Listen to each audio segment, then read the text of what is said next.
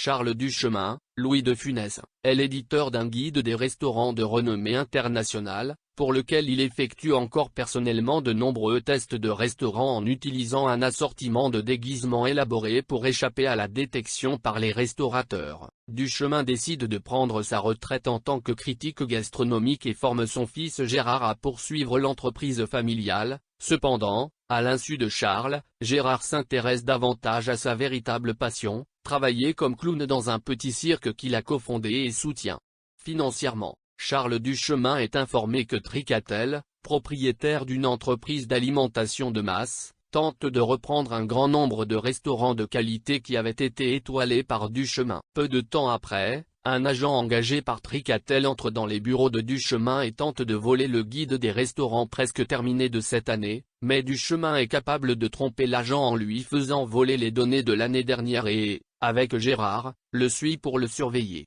Remettre les dossiers à l'assistant de Tricatel, Lambert. Duchemin accepte d'apparaître dans un célèbre talk-show animé par Philippe Bouvard, qui cherchait depuis longtemps à faire entrer Duchemin dans l'émission, mais à la condition que Tricatel soit également invité. Charles commence une longue tournée des restaurants de France pour terminer le guide des restaurants de cette année, et Gérard décide de l'accompagner car la nouvelle jeune secrétaire de Charles, Marguerite, sera également présente et Gérard est épris d'elle.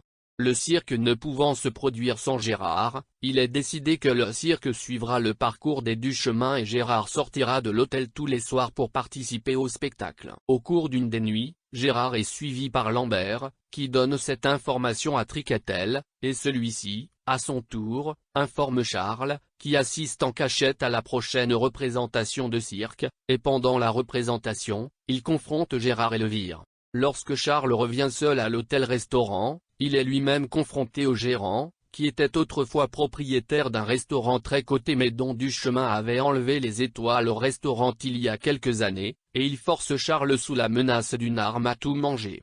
Les restes dans la cuisine. Le lendemain, en convalescence à l'hôpital, Charles s'aperçoit que l'épreuve lui a complètement enlevé le sens du goût, et Lambert, qui continue de suivre les Duchemin, le découvre et donne l'information à Tricatel qui envisage d'humilier Duchemin en laissant lui faire une dégustation à l'aveugle pendant le talk-show. Le jour du talk-show, Charles et Gérard, avec l'aide de Marguerite, s'infiltrent dans l'usine alimentaire de Tricatel pour obtenir des preuves incriminantes, et ils découvrent que toute la nourriture est fabriquée à partir d'ingrédients artificiels. Lorsque cette information est portée à Tricatel, qui se trouve déjà dans le plateau de télévision, il exige que tous les deux soient discrètement tués à l'usine. Les forces de sécurité tentent de chasser les Duchemin dans une machine de transformation alimentaire où ils seraient tués sans laisser de traces, mais Charles remarque le piège et ils peuvent tromper les forces de sécurité en leur faisant croire qu'ils ont été tués et fuir l'usine avec une partie de l'artificiel.